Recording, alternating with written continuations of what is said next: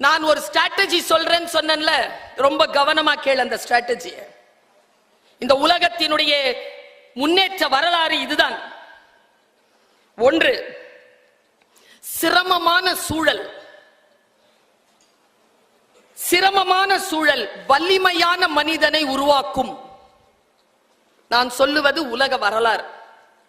சிரமமான சூழல் வலிமையான மனிதனை உருவாக்கும். வலிமையான மனிதன் வசதியான இலகுவான சூழலை உருவாக்குவான். வலிமையான வசதியான இலகுவான சூழல் வலுவற்ற மனிதனை மீண்டும் உருவாக்கும். இந்த வலுவற்ற மனிதன் சிரமமான சூழலை உருவாக்குவான்.